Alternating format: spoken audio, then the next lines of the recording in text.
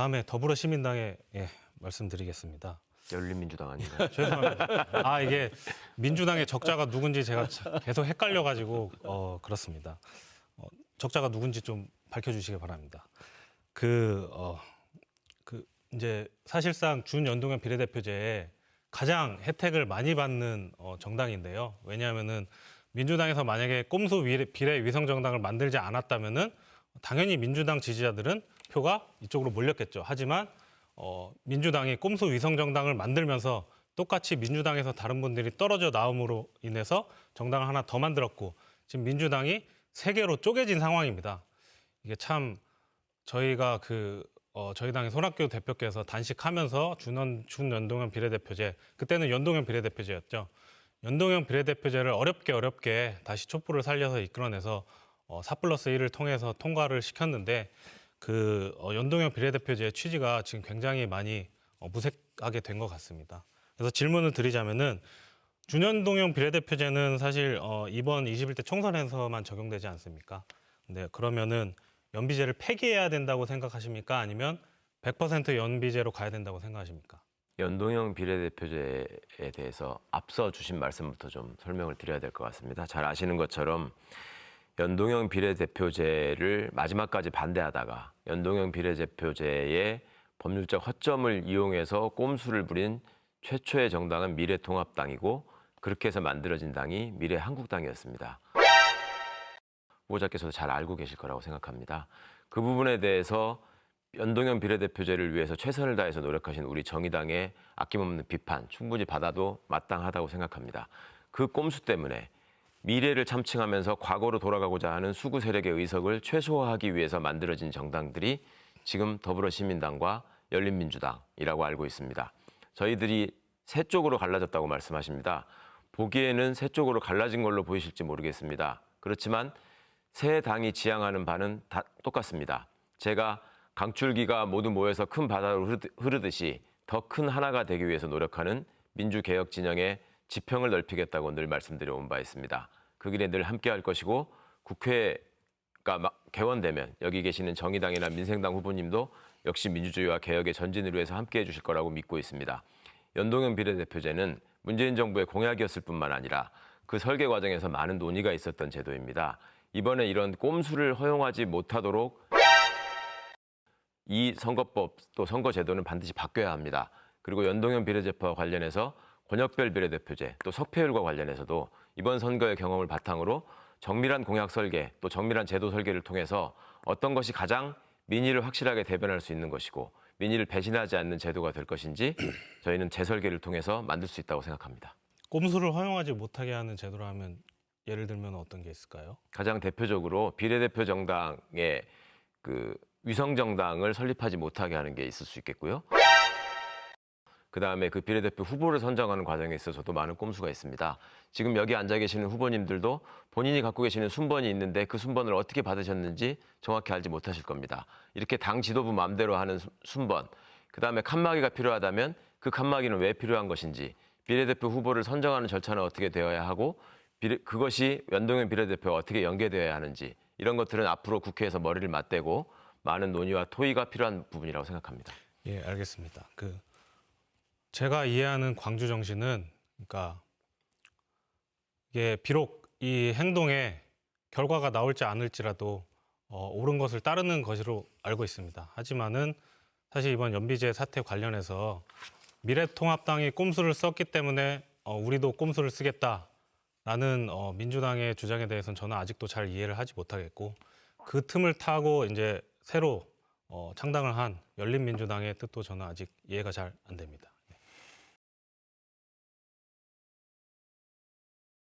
네, 끝으로 더불어시민당 김경만 후보에게 주도권 드립니다. 시간 역시 8분입니다. 먼저 제가 질문하기에 앞서서 마치 답변할 틈이 없어가지고 몇 가지 사항에 대해서 말씀을 드리고 질문을 하도록 하겠습니다. 앞서 민주당이 세 개로 쪼개진 당이 아니냐, 더불어시민당, 더불어민주당 그리고 또 하나의 당을 염두에 두고 말씀하신 것 같은데 이해찬 당대표께서도 분명하게 말씀하셨고 모든 민주당원들한테 메시지를 전한 걸로 알고 있습니다. 더불어시민당과 더불어민주당은 한 형제당이고 나머지 당은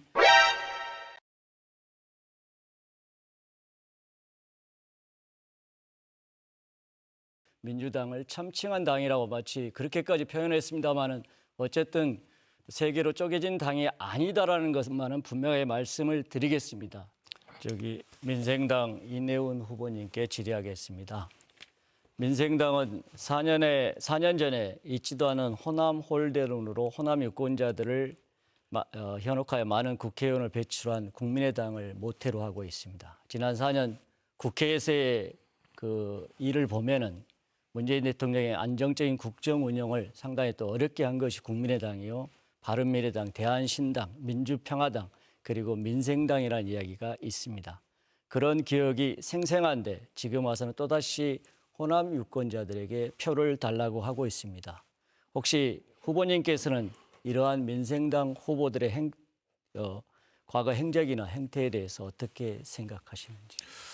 근데 저희가 사실 민주당 정부를 힘들게 했다, 어렵게 했다라고 말씀을 하셨는데, 제가 되돌아보면은 저희 당에서 했던 4+1 협의체나, 그러니까 중요한 부분에 있어서 문재인 정부의 국정 운영 철학과 크게 어긋나지는 않는다고 생각합니다. 다만 그 구체적인 실현 방법에 있어서 옳지 않다고 생각되는 부분에 저희가 지적을 많이 했고, 그게 불편하다고 하면은 제 생각엔 그것이 정치 아닌가.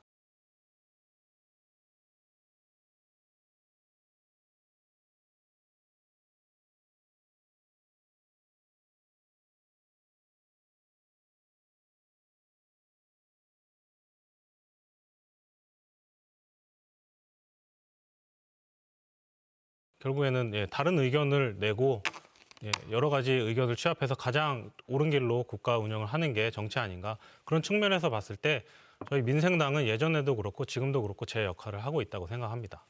네, 광주 MBC가 주관하는 제21대 비례대표 국회의원 선거 후보자 초청 토론회 이제 마무리할 시간입니다. 끝으로 각 당을 대표하는 후보들께서 마무리 발언으로 광주 전남 유권자들에게 꼭 당부하고 싶은 말씀해 주시기 바랍니다. 구태 보수의 부활을 막기 위해서 민주당 정부에 힘을 실어주려는 호남 분들의 마음을 잘 이해하고 있습니다. 그러나 오늘 토론회에서도 보셨겠지만은 정치는 단순하면 단순할수록 병이 듭니다. 양극단으로 나뉘어서 문재인 정부가 제대로 일을 하지 못한 것은 바로 양극단 정치 때문입니다. 저희 민생당이 연비제를 처음 촛불을 다시 일으킨 만큼 다당제 정신을 저희가 이어받겠습니다. 그래서 협치하는 정치가 무엇인지 저희 민생당부터 출발하겠습니다. 지금 우리나라가 변하지 않고 이대로도 괜찮다고 생각하신다면은 민주당을 찍어주셔도 이해합니다. 그러나 민주당이 새로운 이제 미래 세대에 있어서 갈등 조정 능력이 부재하고 대처 능력이 떨어진다는 것은 이미 보여줬기 때문에 그 대처 방안으로 저희 민생당이 쓴소리하고 반드시 민주당 정부가 귀를 열 수 있도록 하겠습니다. 그러기 위해서는 우리나라 민주화를 견인한 호남 분들의 선택이 필요합니다. 이번 총선에서 반드시 꼼수 쓰지 않는 정정당당한 3번 민생당을 꼭 선택해 주십시오. 여러분의 기대에 부응해서 옳은 정치, 협치의 정치 보여드리겠습니다. 감사합니다. 이것으로 제21대 비례대표 국회의원 선거 후보자 초청 토론회를 모두 마칩니다. 시청해주신 여러분 고맙습니다.